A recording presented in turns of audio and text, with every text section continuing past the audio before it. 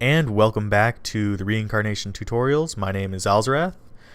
Today we're going to cover the interior section of the main page, which displays basically some of the things you saw on the status report. I highlighted that really horribly.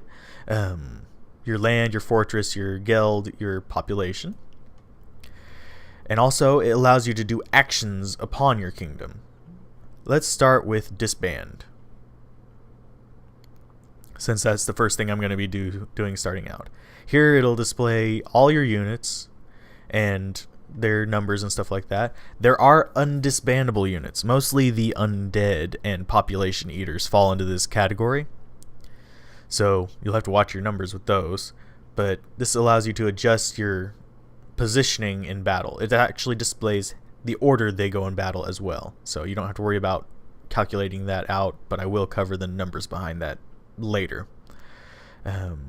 If you hover over the plus sign, it'll show you how many of that unit you need to move it up in the battle order, and the battle order determines what units they pair up with, not the order they attack. Just putting that one out there right now. I'll cover it more detailed later. The minus sign shows you how many you need to remove to have them drop down a stack. Let's move militia down. Says I need to get rid of 534. If you click it, it'll actually just put it over there, or you can type it in. And if we disband certification, you have to check that little box, by the way, just to certify that you actually want to disband it. You'll see that the militia moved down a line. Now, the M button, you won't see much use for it in this particular screen because none of these units use mana, but it basically will help you determine how many of a unit you need to disband, and it's only of that one unit, but how many of it you need to disband to become positive in mana. This will become important later, because once you're negative mana, you can't recruit or summon more units on most of the servers. There is an exception. I might cover that later. It depends on whether I decide to do that part of the strategy thing. So what I'm going to do right now is I'm going to disband all my units. Just, if you check the box to the left, it says disband all of that unit. And now we have no units in our disband screen. This is just my normal starting strategy. Those first units are not bad, but they have their uses later on. Okay, we're going to go over here to, let's check out the recruit screen. I'm not going to recruit anything right now, since I'm going through a basic start. Okay, let's scroll down. You have all your basic kingdom information up there. You'll have that on most of your screens. But as we scroll down, we have the list of all the units we can recruit from our barracks, which these units are generally weaker than most other units, although some of them have uses. In particular, I've seen the troglodyte and the fire giant used effectively, and the archer has its uses, but that's more generally, these are not going to be very useful to you as a new player. These are your peons, and they are the ones that have niche uses rather than major game-changing uses. Although there are key units for each color, but you'd have to read a guide to cover that, and I don't really have time to cover that today. As a red mage, I have access to some dwarves, the troglodytes, ogres, and fire giants, as well as the basic 5 recruits. Every color has those 5, even Phantasm, which only has those 5. Unless they've added new units that I'm forgetting about. I don't usually try to recruit as Phantasm. So, but yeah. And here you can add, let's say, add ogres. If you have, let's say we want to recruit 100, well, let's say 10,000. It'll add it to that. If you want to add fire giants, let's recruit 50,000. Now, I can't recruit units this early. So if I click recruit, it's just going to pop up and say you can't recruit for the first however many turns. But that's how you're going to add them in there. it'll recruit the ogres before it'll recruit the fire giants. So you'll have 10,000 ogres, and then it will start recruiting the fire giants. If you highlight that and move it up, it'll recruit the fire giants first.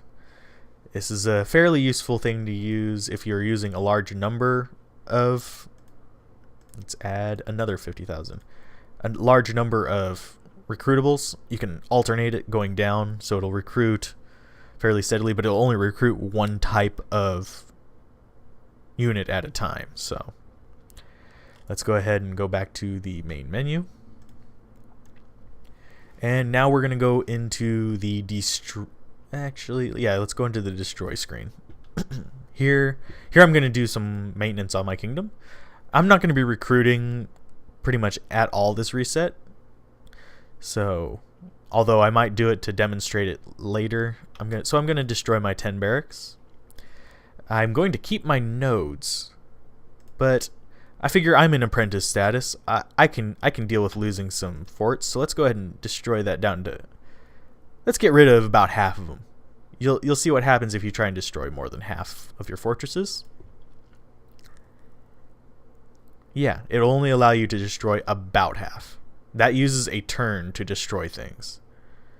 Now, if we go back to the main menu, let's go into building. This is not the optimized order of doing these things, by the way. Just telling you that right now. I'm just showing you the different menu options. Let's cover each of the buildings. Farms help you basically produce food for your people. Towns produce living space. Workshops produce the ability to build more stuff. So the more workshops you have, the faster you build. That is why if you're going to build workshops, let's go ahead and build 15, since it says I can build 15.1 per turn at a cost of 100 gold per workshop. It says we built 15 of them. Let's go back to our building menu, and we can now build 16 of those, and every other building's build rate has gone up. This is why you build workshops one turn at a time, unless you're really lazy like sometimes I am. Now that brings up, now we can build 16.6. You notice I can put a 1 up here, and it says it still only takes one turn to build that. That's because partial building will actually carry over to other buildings. This is one of the main things that makes your startup more efficient. So we're going to go ahead and build that. And I'm going to ignore that for a while. I'm not going for anything amazing right now. Let's go ahead and go into explore. We'll go into gelding last. Here, if you explore one turn, you can explore 10 turns and it'll account for it. But I'm just going to go ahead and explore one and show you. You get an average of 21 acres per turn. But if I explore one turn, chances are I'm not going to get 21. I got a little bit lucky this time, 22. I could have gotten 27. But that's a lot rarer. And from here you can go to your different menus, your build and your explore menu. Now if we go back to the main menu, and let's go to our status report real quick. I'm going to show you something. Our guild income is 64,885. And our net income is 52,845. So we currently have 2,203,000 whatever gold. If we geld for one turn, which is basically taxing your people, they don't run away or anything because of it. There's no mechanic in the game for that. So you can geld them as much as you like. You can strip their pockets bare, and they won't care. They'll stay with you. Unless you're eating them alive. That's a whole different discussion, though. Let's click the gelding button, and it will display I've gelded my base income. Basically, it added this much to my geld stores, which are limitless. You can store as much geld as you want, and you will be perfectly fine with it. But yeah, it basically helps you accumulate gold whenever you're not going so well. And here's a turn report. I'm going to let that load. Oh, it's not loading right now. It must be tired on me. But yeah, it'll display your turn information down there. I think it might be because I'm recording right now. For some reason, that's not displaying right whenever I'm recording, but it displays perfectly fine whenever I'm not. Let's see. I think that is it. In war, if you click on war, I'm going to go ahead and just cover this real quick. It'll give you some, on this server, it'll give you some random targets. I don't ever use the screen. I'm just saying it's useful to some people. I don't have a lot of experience with it. But next time, we will cover the magic section of the page. That's still not displaying right down there. We will basically cover all this information. So I will see you next time on the Reincarnation Tutorials. My name's Alzorath, and keep gaming, have fun.